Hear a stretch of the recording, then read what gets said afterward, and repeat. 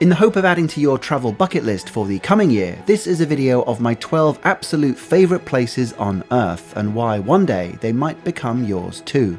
The only caveat I want to add is that unlike the many AI best countries to visit YouTube videos out there, which do cover all of the world but with made up thoughts and stock footage, this is all human made and human experienced. So there are obviously large parts of the world I haven't yet filmed, and I'll mention those still on my wish list nearer to the end. So, in no particular order, let's begin.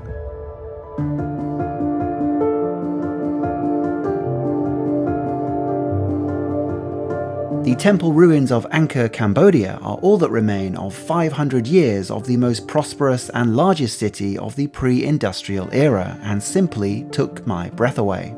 Although mostly known for Angkor Wat, this is in fact just one temple out of 72, and I spent 2 entire days here exploring 12 of its best. So what does a visit here actually look like? Well, you can witness a sunrise over its main attraction, a private tuk-tuk taking you from one temple to the next, then forging your own path on foot. It's a sense of self-guided discovery I haven't felt anywhere else. The good news is that Siem Reap, the place where most people stay to visit Angkor, is also a great destination, with a bunch of other day trips to make the journey really worth it. I'll be making a full travel vlog about Siem Reap and Angkor in a few months' time, so please stick around for that video once it's ready. The best months to visit Cambodia are November to April during its dry season.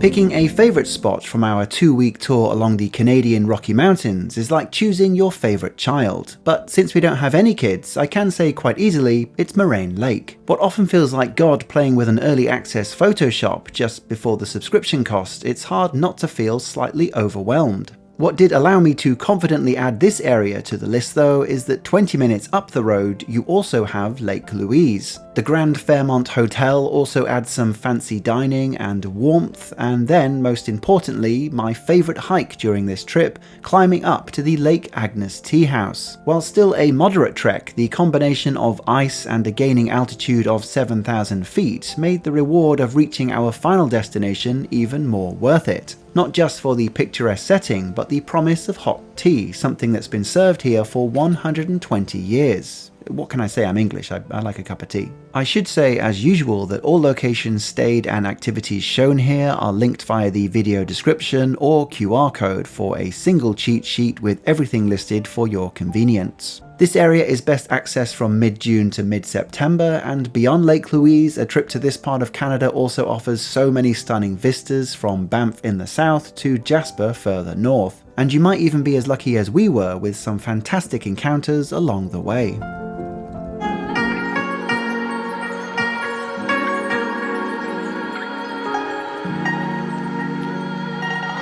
Japan is my favourite country to visit, and if I had to choose one place to represent the country as a whole, it would be Miyajima Island near Hiroshima. And that's because of its iconic O-Torii Gate, a rare landmark that exceeded my expectations. It's just so special to experience in person. With this area itself considered holy, the shrine's specific position makes it a protector over sacred lands, a job it's kept for 1400 years. There's a piece here that glued us to this spot for a couple of hours, the tide rising, the sun setting, your view changing over time.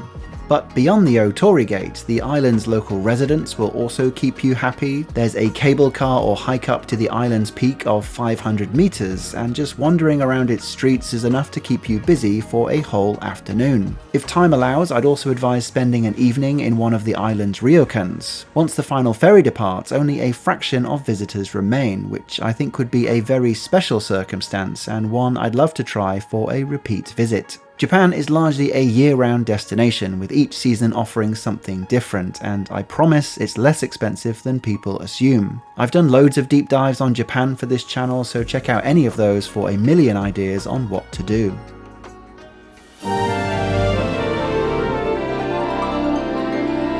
Finland is known as the happiest place on Earth, and why wouldn't they be with Father Christmas being a registered voter? But its northern region, making up part of the Arctic Circle, is sparsely populated, and our 2 days here in the wilderness of Lapland ticked off so many bucket list items. The grounds of the area we were staying was taken straight out of a winter wonderland, but it was our accommodation that solidified this as an experience I won't ever forget. There's something bizarrely special about staying in a glass igloo. Being all snug in bed whilst keeping an eye out for the northern lights above is both relaxing and exciting at the same time, and even though we were unlucky that night, it was still a great experience in itself. Lapland is best visited between December and March if you're looking for something similar, and a trip here can also include reindeer rides, breaking ice across the Baltic Sea, and of course, meeting the OG, which was admittedly more exciting than it probably should have been for a grown man.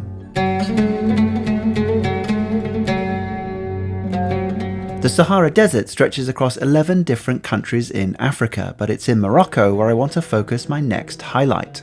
The world's most famous sandy landscape is on this list because spending a night here is stunningly unique.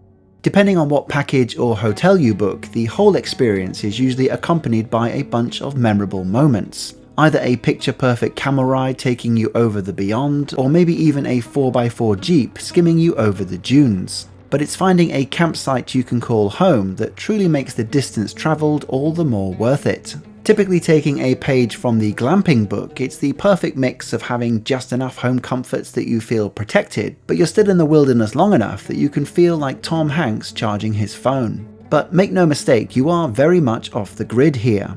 In the same way that being surrounded by mountains can give you a sense of your small place on Earth, so does a seemingly endless desert, and of course, sunsets here are hard to beat. As are its starry skies, and even more so, indulging in some local music, dancing around an open fire. It all taps into some primeval instinct that's rarely awakened, but man, it feels good when it is. The best time to visit are the spring or autumn months, which avoids the worst of the blistering heat, and a trip to Morocco can also include the bustling city of Marrakesh, waterfall climbs, steam baths, and hikes through open valleys.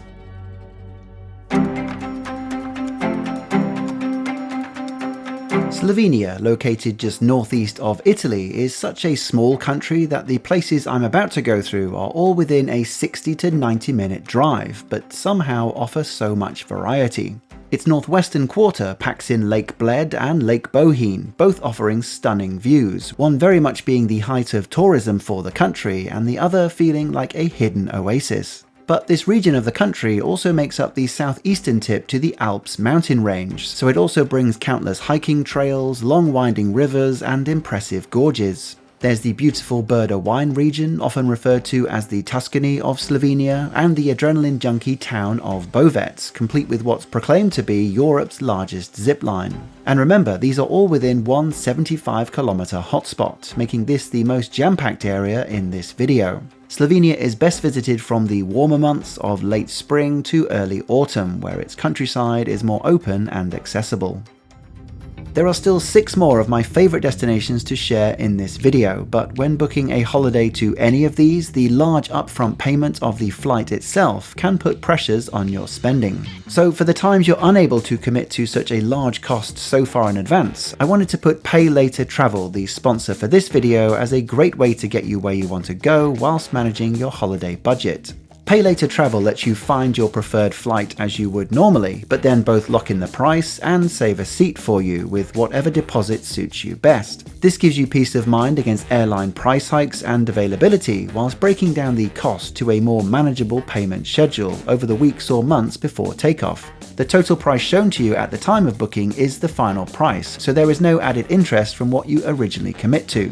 Once the final payment is made, your ticket will be sent to you as normal, and you can enjoy your holiday having paid everything off already. There are no credit checks, no impacts on your credit score, no early repayment fees, and an excellent Trustpilot score from thousands of customer reviews. To learn more, visit paylatertravel.com using code Suitcase to get a $25 discount off your flight booking and lock in your next holiday.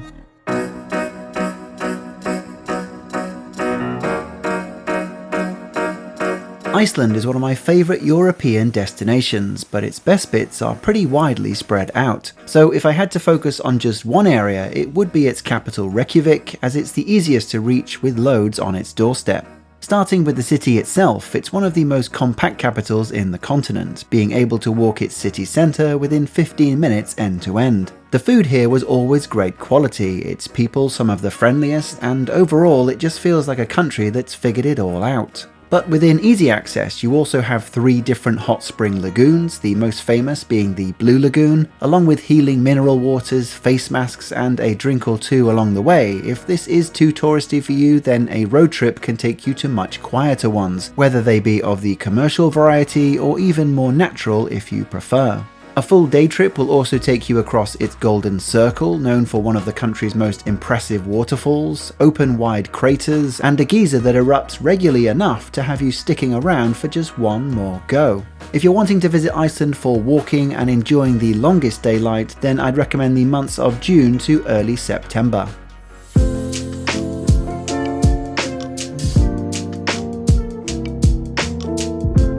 The country of Laos, sandwiched between Thailand and Vietnam, hits the sweet spot of being just enough developed for visitors, but still with its own ruggedness and sense of self, all whilst costing a lot less than its neighbouring countries and with much less crowds. I'll eventually be releasing a full 7 days travel vlog of my time here, but for this list I wanted to add Vang Vieng. What once started as a popular stop for backpackers decades ago, Vang Vieng still rests peacefully within its valley setting.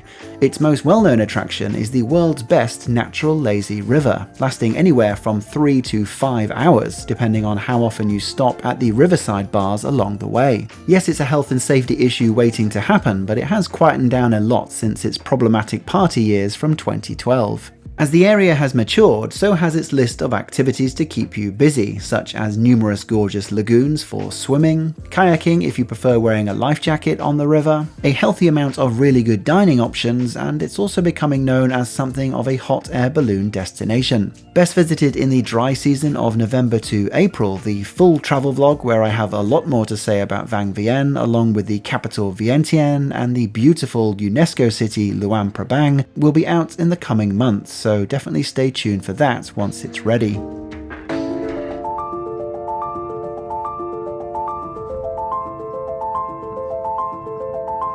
The country of Jordan has so much to offer, but the ancient city of Petra, one of the new 7 wonders of the world, is undoubtedly its highlight. Stretching across 100 square miles, this massive landscape was the capital for the Nabateans 2,000 years ago and is the only thing that comes close to Angkor Wat. The sheer scale to which they were able to carve a city out of sandstone is mind-bending, with the treasury, an elaborate tomb, being its most famous centerpiece, and a remarkable mixture of nature and craftsmanship. No wonder it became the fictional home to the Holy Grail in Indiana Jones and the Last Crusade.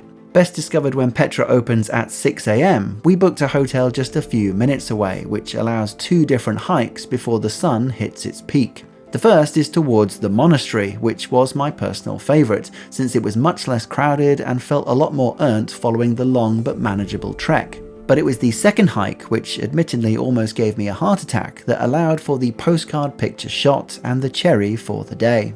A truly special and memorable experience, this is hard to beat. Jordan is best visited during the spring and autumn months and also offers an incredibly buoyant Dead Sea, a busy capital city, another unforgettable night in the desert, and a surprisingly impressive collection of Roman ruins. Whilst I've definitely aged beyond the party life of Kuta in Bali, and don't worry, Kuta is nowhere near this list, we do though absolutely love the town of Ubud. I know it's easy to knock this island for its over-tourism in general, but whilst I can appreciate the more authentic places covered in this video, I can also enjoy a town of boutique cafes and restaurants, all set amongst a gorgeous backdrop. What once gained traction as a popular spot for yoga, I entered with the energy of a downward-facing dog, but instead left half a kilogram heavier. But Ubud does still possess a sense of calm, and its relative maturity makes it perfect for solo female travellers or couples, so we really settled into a relaxed life during our short stay. And yes, some of this is just surface level tourist stuff, but we never found it insincere. The hospitality in Ubud was amongst the best we received in all of Southeast Asia, with locals frequently starting friendly chit-chat. Surrounded by rice fields, our e-bikes gave us easy access to its slightly farther surroundings, but even a 30-minute morning stroll from the town centre gave us one of our favourite breakfasts of the year. The dry season here runs from April to October.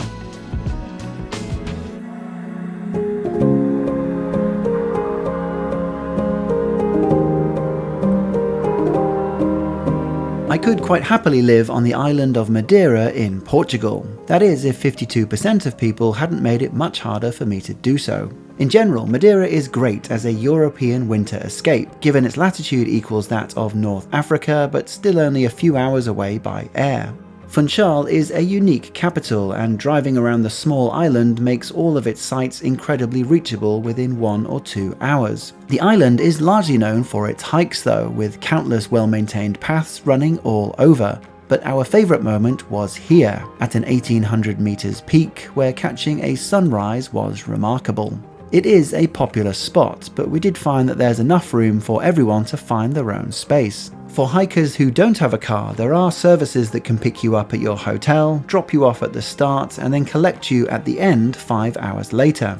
Or if you want a more relaxed hike, you can stop at the nearby car park as we did and just walk as much of the trail as you like, returning whenever you're ready, so it's pretty accessible either way. May to August will give you the least rainfall, but in general Madeira is a great year-round destination. Located in the northern mountains of Thailand, Chiang Mai is easily my favourite city in the country, and only an hour's flight from Bangkok. Unfortunately, I don't have much footage of our time here as I was trying to live life without a lens, but I literally haven't met anyone who's visited Chiang Mai and didn't love it. Its 1.5 square mile old city is packed with temples, lovely cafes, and our favourite collection of night markets we've ever visited in one location. An hour's drive away, you're spoilt for choice when it comes to elephant sanctuaries, which you can either visit as a day trip or even stay overnight, caring for the animals after being rescued. November to January are the best months to visit, and the country obviously offers heaps of activity around Bangkok and its famous beaches, but my personal low-key other favourite is Koh Tao, a tiny island known for having the highest concentration of diving schools in the world, and where I was lucky enough to swim with a whale shark on only my 4th dive. So yeah, that was fun.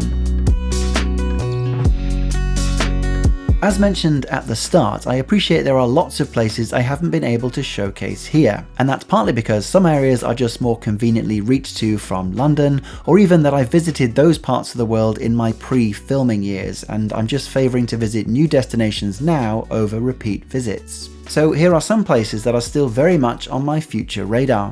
Coming up over the next few months on the channel, we recently had a great trip to Venice and Lake Como in Italy, as well as the aforementioned Cambodia and Laos, which I actually did those as solo trips. I may actually start doing slightly more solo stuff for the channel, as it allows me to separate the more intense Suitcase monkey filming from our own personal holidays and keep those more for ourselves. Not completely, just a little more of a balance. But genuinely, thank you so much for continuing to enjoy our videos over the years. It really does mean more to me than you know, and I wish you the best for your future travels. I hope we can, in some small way, continue to give you ideas for where to visit next. So do please let me know, what are your favourite parts of the world, anywhere I should be adding to my bucket list specifically? And with that, as ever, thank you for watching. Suitcase Monkey.